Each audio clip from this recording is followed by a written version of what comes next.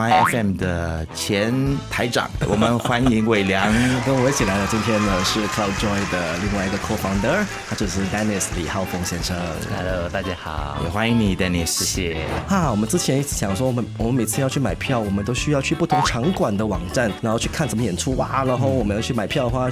可能要去这个 website 那个 website 这个 website 就一大堆 website 嘛，对不对？然后觉得很麻烦。我们有一个平台可以把大家收集在一起，或者是把大家汇集在一个地方，除了让大家可以知道说我要看演出，我来这个 CloudJoy， 我就可以找到我要看的东西。我们的竞争优势其实还是很专注于表演艺术，虽然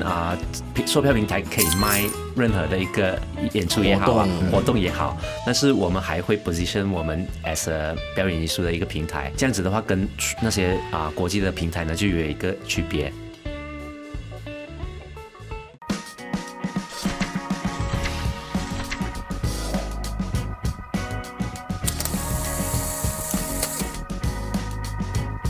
嗨，你好，我是能杰。这个时候你在收看的是由 BFM 财经所制作的开门见商。那么今天来到我们节目当中的呢是 CloudJoy。那其实说到今天的访问呢，是在一个非常特别的日子。其实我去诚品，就是吉隆坡诚品去逛街的时候，然后就遇到了一位老朋友啊。那这位朋友呢，他最近在创业，其实应该也不只是最近的事情了，他创业应该一段时间了啊。那一直都有关注他创业的这个平台。那今天很开心能够请到他来我们的节目当中，跟我们来聊一聊啊。那我相信大家认识他呢，应该比较多是 My FM 的前台长，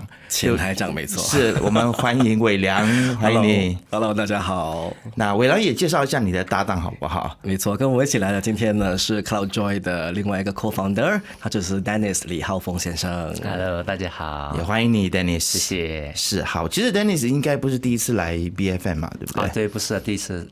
之前有来过上英文的访问，Roshan 的那个访问了。OK， 所以一定今天要再抓你过来，就是中文这边呢再来分享。对，所以他很压力，他讲说，因为平时用英文讲话比较多一点啦 ，OK， 所以当他要讲一些中文的话呢，他可能要从 English translate to Chinese 的方法来，没有问题的。而且今天有你在啊，对不对？希望我可以弥补这个事情。对，我讲不下的话，他就会跳进来。其实说到 CloudJoy 呢，在我们要决定访问你们的时候，其实我们团队里面的年轻的朋友都跟我说，他们有听过 CloudJoy。其实你们在这个市场上面的能见度呢，其实我相信已经算是蛮高的。大家只要是想到表演艺术的话，那就会想到说要购票，那就会想到你们啊。没错。好，可不可以先来跟我们说一下 CloudJoy？之前你们叫做 Cloud Theater 嘛，对不对？没错，那时候是在疫情嘛，所以那时我们就觉得说，我们的朋友啊，在做这个表演艺术的朋友，他们都没有办法工作。那我们想说，因为那时候很流行，大家会把演出放在 YouTube 啊，或者放在 Facebook 给大家看，然后大家就 donate， 然后这个 donate 有没有人 donate 也不知道，所以就觉得说有点可惜。那大家还是要生活，那我就想说，不如我们创一个平台出来，让大家其实可以通过购票的方式一起进入同一个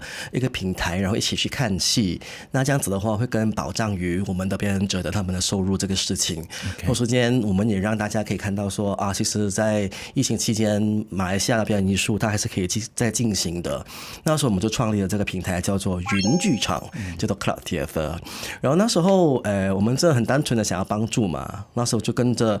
我本身因为我是做编导啊做导演这种东西，然后呢 Dennis 呢跟另外一个 co-founder 叫 Kevin， 他们两个其实本来的生意都在做那个 app 啊 website 啊很 technology and IT 的。所以那时候我有这个 idea 的时候，我就跟 Dennis 讲Dennis 不如我们合作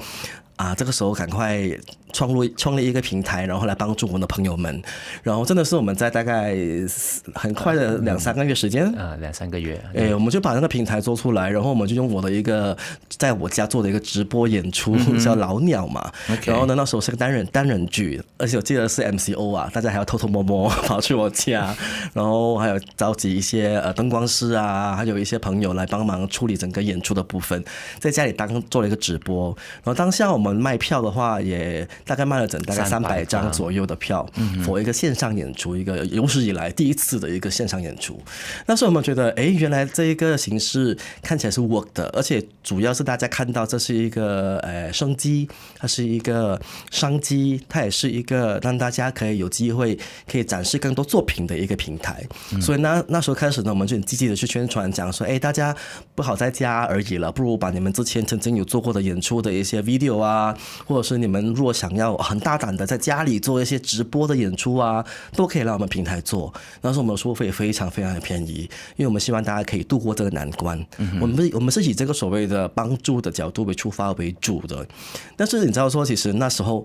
疫情结束过后，大家就开始回归正常哈，我们就要去到剧场看戏了嘛，大家还是 prefer 回那个现场看演出的一种感觉。那我们才把我们的那个整个云剧场Cloud Theatre 我们转型变成叫做 Cloud Joy，我们就把我们重点比较多放在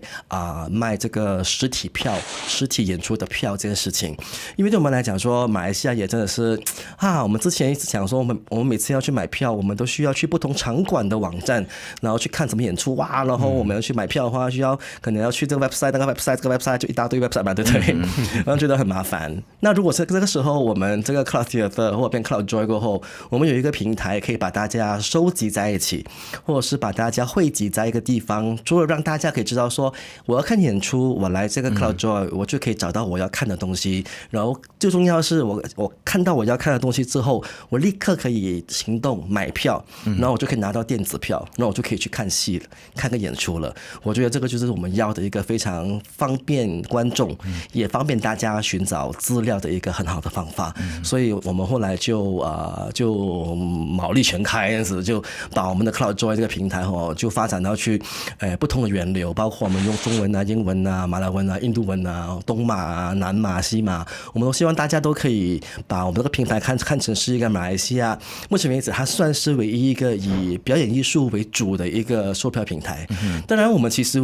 完全不想把自己看成是一个我们只是一个会赚钱的一个平台而已，因为我们两个刚好我是一个编导嘛，我有演戏一大堆，然后 Dennis 呢他也是 musical actor， 他很爱唱歌，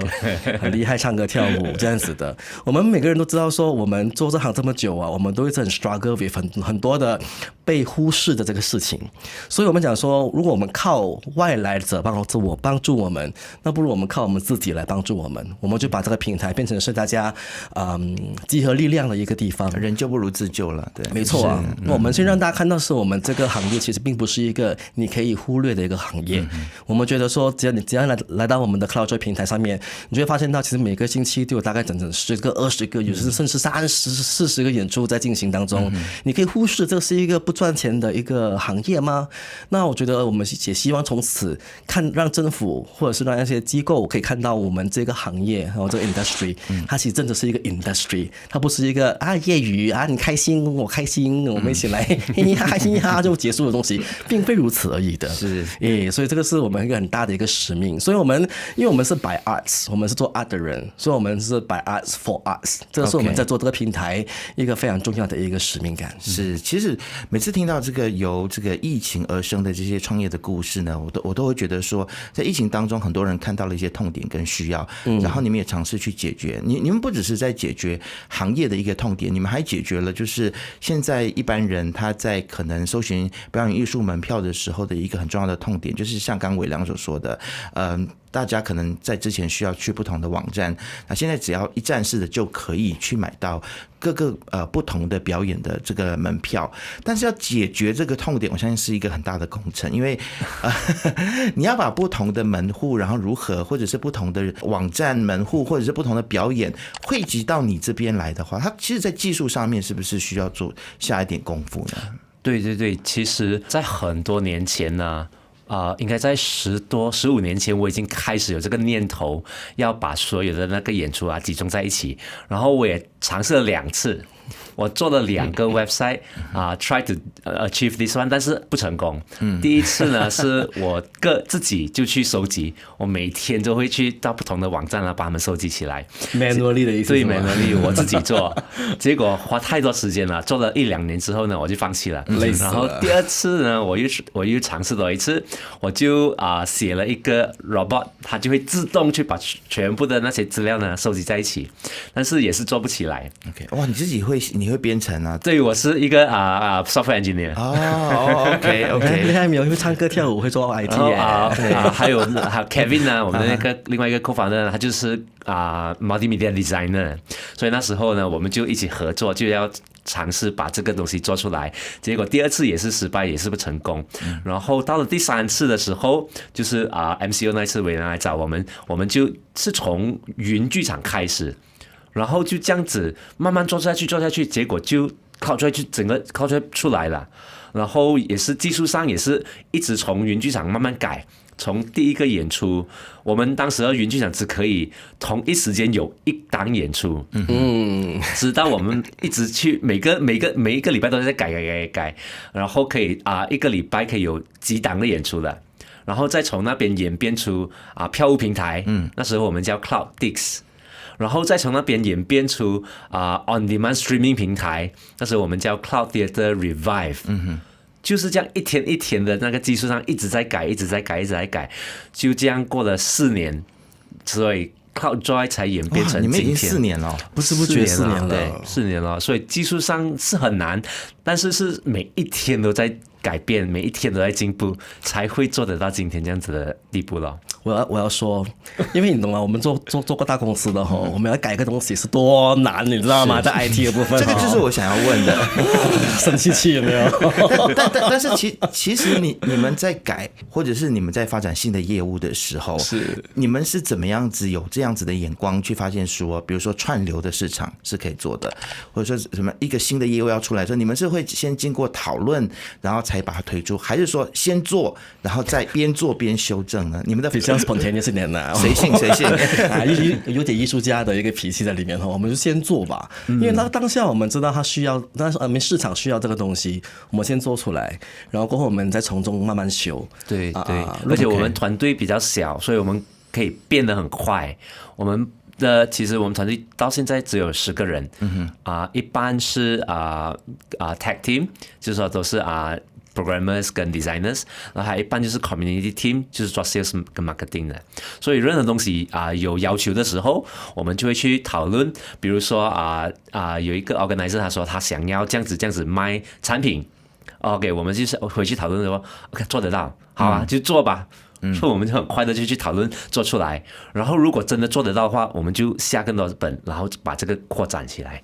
对嘞，其实你们都是这么有才华而且有个性的人啊，所以这么多有个性的人在一起工作，肯定会有很多意见不合的地方啊。特别当这个公司它是以科技出发，然后也有很多的技术的问题，然后你们还要去处理很多艺术家的个性啊，所以当遇到意见不同的时候，其实在一间公司里面，你们去磨合的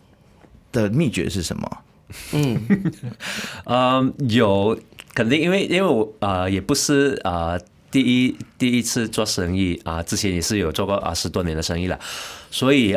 秘诀就是划分roles and responsibilities。OK， 也就是说，我们3个 co-founders， 我们一开始的时候我们就讲好你负责什么什么。我负责什么什么，他负责什么什么，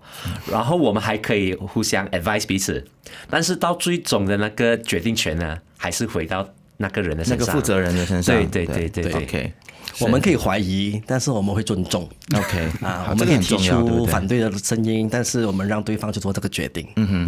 好，那其实可不可以跟我们讲一下，就是你们现在主要的收入来源，或是你们的商业模式是什么？因为其实最终大家还是要看到说，一个企业或者是一个新创的公司，你要如何能够赚钱。虽然我相信你们的初衷是想要帮助表演艺术者，但是如果没有盈利的话，你们也没有办法帮下去嘛，对不对？对，其实这个是很重要的一点。我们知道要帮助表演艺术呢，我们必须走长远的路，我们不可能想说短短的就可以帮得到，可能就是真的是要帮个10年20年才可以。所以首先我们本身也必须生存10年20年，所以赚钱而言对我们也是很重要的。然后我们的 revenue income 呢，其实大部分来自于那个 ticketing commission 票务分成，然后接下来我们也有一些其他的那些业务，比如说我们有那个platform subscription。OK 也就是说，好像不同的场馆，大的场馆呢，它都会有一个 subscription fee 给我们的。OK， 然后接下来呢，有个比较特别的个案呢，比如说enterprise solution， 比如说他们需要 API 的，他们需要有不同的 integration 的，这样我们就会以特别的那个个别的方案去 provide 给他们这样子。OK， 所以 API 的意思是说是串流服务的部分吗？不是，API 是什么？来，请解释。API 的意思就是比如说有一个我们现在跟那个政府机构合作 ，DBKL 跟 JKKN，所以他们需要的那个方案比较不同，他们不需要一个表面的那个售票网站，但是他们需要的是一个售票服务，所以我们提供的就是这边售票的系统呢，通过 API 来给他们，他们可以在自己的网站买票。但是后面的那些收钱processing 那些出票全部是由我们负责，但是前面还是他们的那个网站那边做。了解。好，未来有什么要补充的吗？这种 IT 东西我不要理，我不会。好，那其实我对你们其中一个服务就是这个串流的服务是蛮有兴趣的。OK， 因为现在其实有很多很强大的串流平台，那即便像是Disney Plus 或者是我们看到很多其实都被 Netflix 都已经快要打趴了为什么你们还要想要来做串流这个部分？那你们串流的你们自己独家的一些内容又是什么？应该讲说，我们的串流服务或许是跟你在市面上现在看到的 commercial 的 streaming service 是有点不一样的，因为他们都是 based on subscription， 你一个月给一个钱，然后就可以看完全部里面有的那个戏嘛哈。然后这个我觉得对我们来讲，as 观众的话是非常好的一个事情。但是来到表演艺术的话呢，我觉得它的存在价值比较不一样一点。当然，首先我们得先承认啦，在现今的社会里面，可能大家对于线上看一个表演艺术的这件事情它并没有非常大的热衷，虽然说疫情里面大家可能被逼要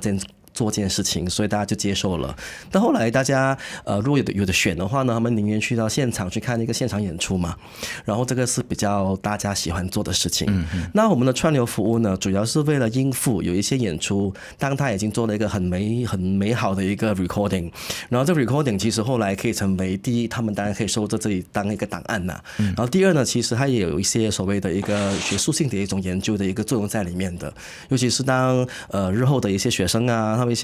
他们想做研究的时候，可以知道说在什么年代的时候他做过什么事情，这些 video 都是一些很好的 archive。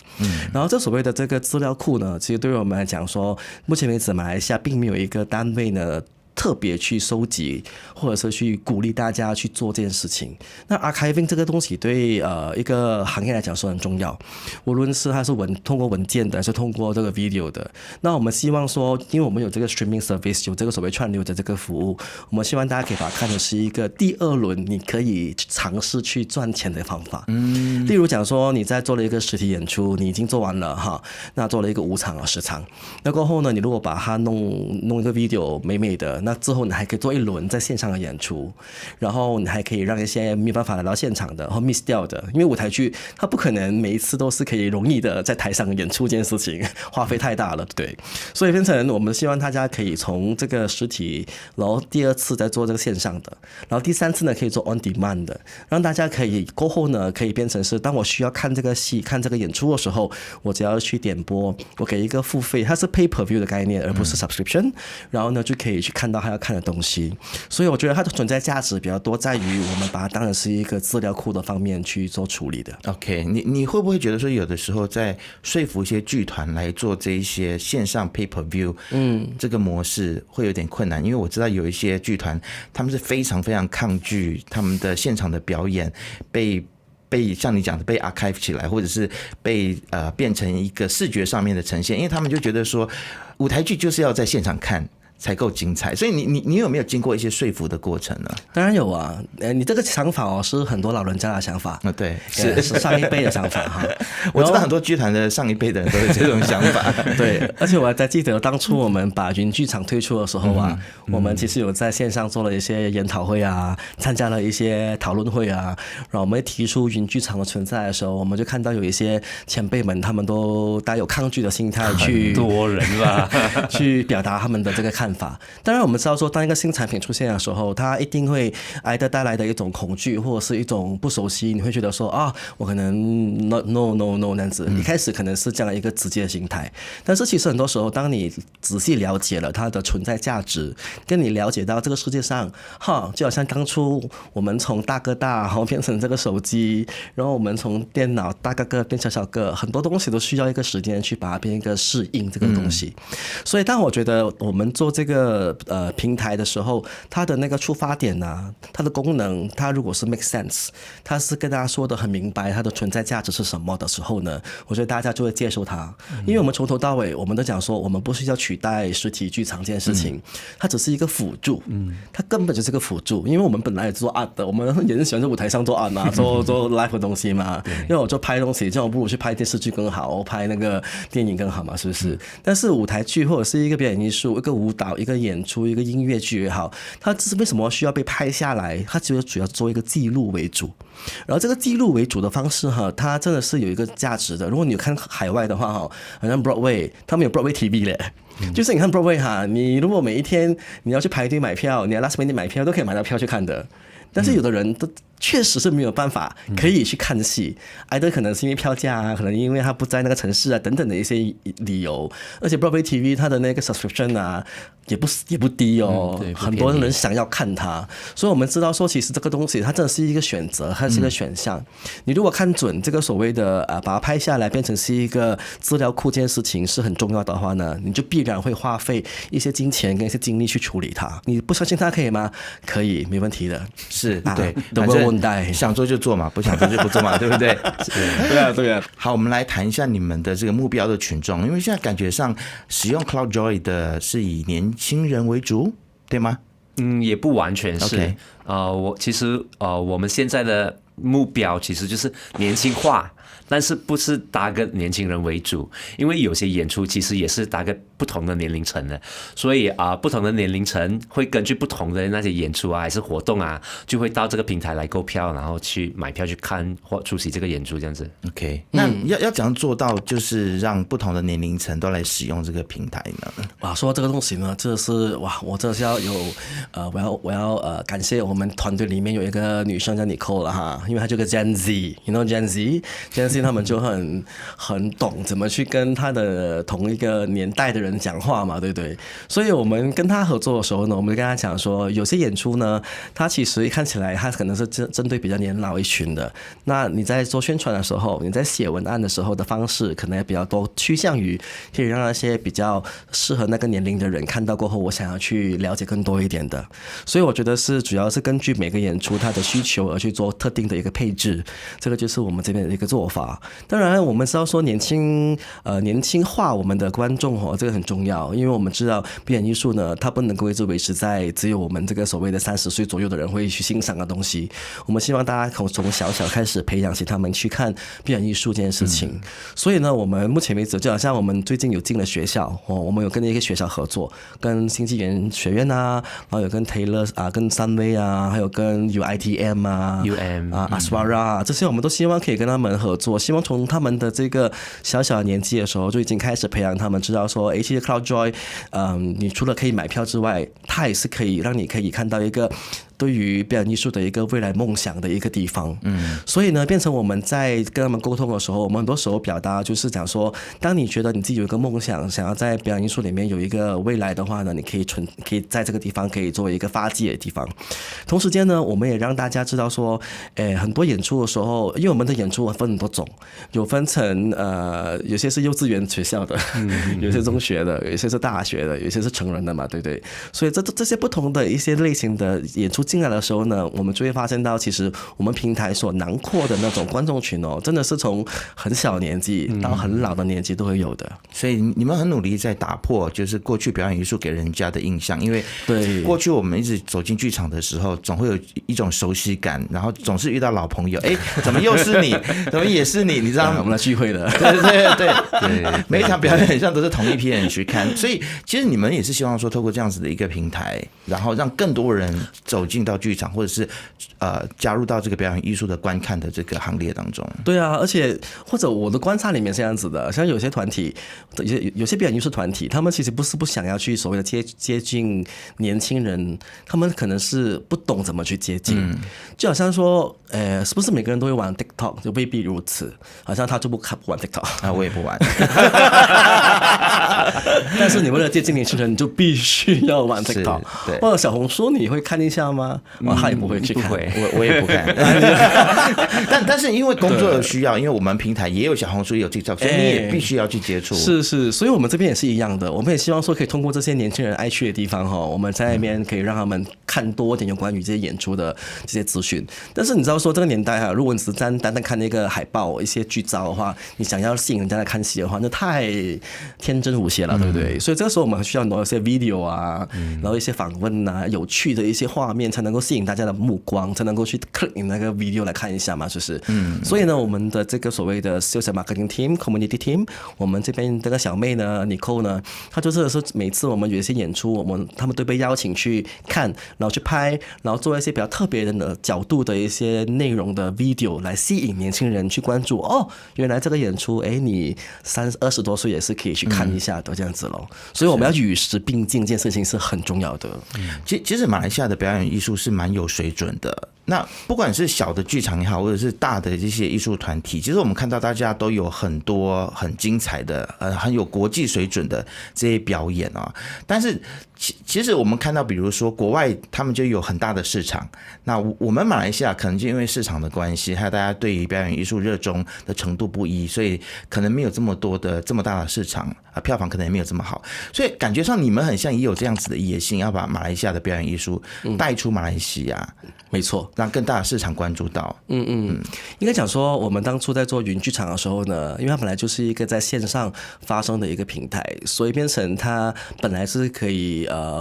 打破国界这件事情，然后跟很多不同地方的表演艺术者去做交流这件事情。也因此那时候我们也吸引到台湾的团队，然后对我们的平台很有兴趣，所以到目前为止，我们真的是有了一个 Cloud Joy 台湾，然后他们在那边在发迹当中。然后呢，其实接下来我们也会有一个计划会去到新加坡啊，新加坡已经开始了啊，已经在开始在进行着了，所以我们会有台湾跟新加坡，然后接下来我们会直接放眼国际。把整个平台就是 internationalize、globalize 这样子，就不需要在特定的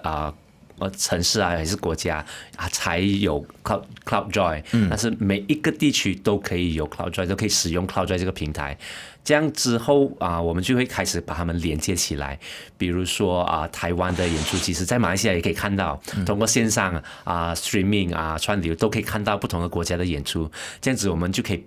不只是把马来西亚演出带出去，也可以把外面的那些好的演出带进来给马来西亚观众。OK。例如，好像我上次在成品遇到你的时候我们在推介的是我们的一个线上演出的一个艺术节，叫做 Joy Fest，第4季度嘛。然后呢，其实这次的 Joy Fest 呢，我们主要是把2023年一些非常卖得好的作品的线上演出，我们都把这线的 recording 变成线上演出，然后大家在一起，然后维持3个月，让大家可以有机会去看回去这些好看的演出。那其实我们也会跟像台湾那边讲说，我们可以开放让台湾的观众也可以买票来看。我们希望就是把一些好的作品可以推介到去不同的地方，这样子的。好，那其实如果你们走出国际的话呢，我相信竞争也就变得比较激烈，因为其实国际间有很多这种售票平台。对，那你觉得你们的竞争优势是在哪里呢？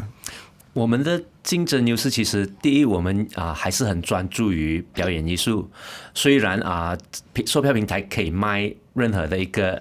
演出也好活动也好，但是我们还会 position 我们 as a 表演艺术的一个平台，这样子的话跟那些国际的平台呢就有一个区别。然后接下来我们其实因为是 by us for us 嘛，我们就是表演艺术的人，所以我们做了很多那些功能还是那些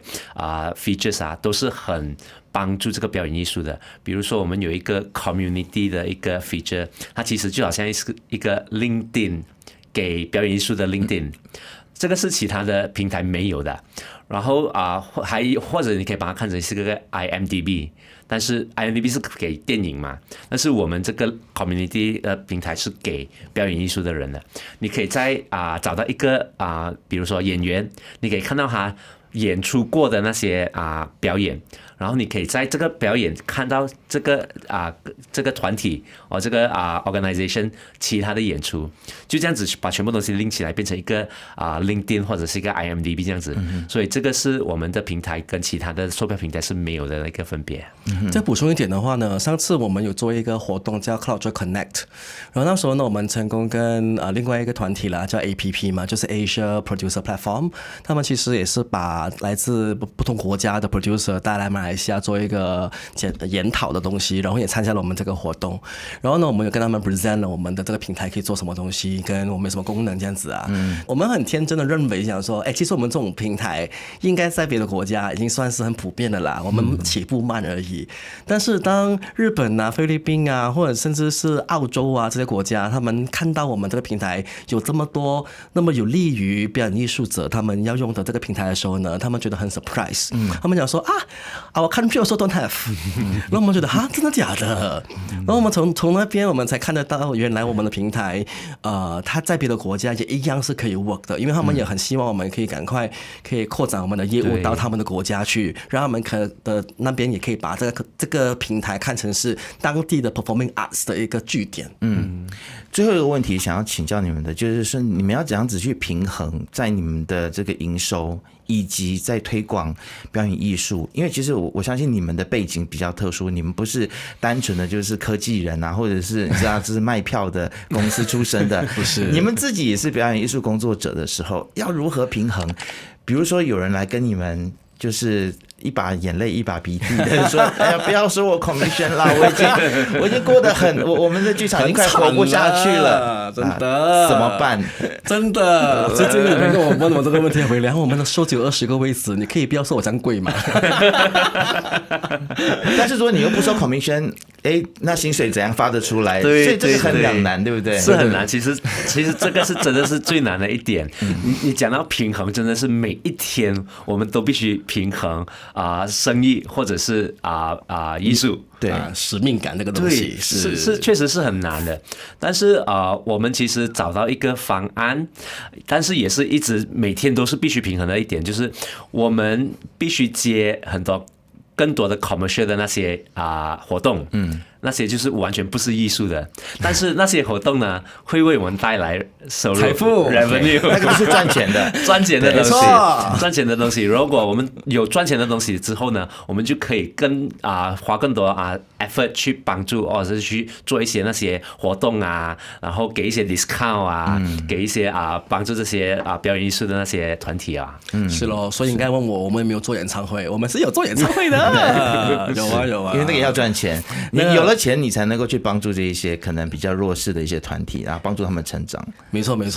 而且我们整个团队的一个精神我觉得好像他们的 IT team 嘛，他们真的是每一次都是想要去把平台做得更精修一点，或者做得更好。所以这些都需要时间跟需要金钱。所以如果我们一直这样子低空飞过来维持整个公司的运作的话呢，我觉得我们没有办法达到他们要达到的一个效果。所以我们真的是需要去外面找更多 commercial 的一些 talk conference concert 来帮我们可以把我们的那个收入提高，然后我们可以把那些钱倒回来表演艺术这事情。刚刚在我们开录之前，你们有提到你们接下来会有一个 town hall， 对不对？对。要不这个部分也来分享一下，到底这个 town hall 是在做什么？我们每一年呢就会做一个好像比较大型的 town hall event， 我们叫做 Joy Up。所以接下来呢，我们将会在1月或者是2月份做我们的 Joy Up 这个 event。Joy Up 呢，其实就是我们每一年呢就会召集全部圈内的人、表演艺术的人，然后一起聚集在一起，继续去庆祝。又是一年的那个表演艺术啦，然后我们也会在明年呢，就是推出一个annual report 就是 annual report， 我们就会表演艺术的年度报告。对，然后里面就会有很多 data， 表演艺术的表现的一个年度报告，表现的数据报告然后也会明年就会推出一整年2024年的那个报告，让全部的表演艺术的人就可以看到去年12个月里面哪一个月份最多演出，哪一个月份卖最多票，这样他们可以去做一个很好的分析。然后我们也会庆祝啦，就是有演出啦，在那个Joy Up 也会有表演，也会有一些交流会，这样子就是一个town hall，让全部人在一起聚集在一起这样。我觉得那个 annual report 是我们一个很大的重点啦，因为好像之前我跟 Isaac 说了嘛，因为马来西亚的表演艺术从来这么多年来没有一个这样的 report 给大家知道说，其实马来西亚在每一年里面它的那个售票的情况跟它的那个 revenue 的部分是多少的。好像去年2023年呢，我们 release 过后，大家觉得很 surprise， 哇，原来2023年其实是疫情过后的时代嘛，所以可能还有点动荡了哈。但是呢，而且我们只是 based on 那些有在 CloudJoy 跟我们一起合作的单位，我们所看到的数据来做的一个统称。但是你知道说Dennis 还记得我们2023年的 total revenue 是多少吗？12个 million， 只是表演艺术哦。是，然后而且只是在我们平台卖而已，还有其他那些不在我们平台卖的，其实可能还有更多的。所以证明其实这个行业它的那个整个它的表现跟它的那经济效应这件事情呢，其实真的是不可忽视的。所以我们希望今年我们过完这个月过后，我们明年就开始努力去你又在算这些数据，然后希望我们看到明年是一个提升，然后呢，大家可以看到说，其实这个行业是有希望的。我相信这个长后一定会给很多人很多启发，然后让大家知道如何再继续的经营下去。我相信里面会有蛮多珍贵的一些数据可以提供给大家，我自己也非常的期待。谢谢二位今天来到节目当中，谢谢伟良，谢谢 Dennis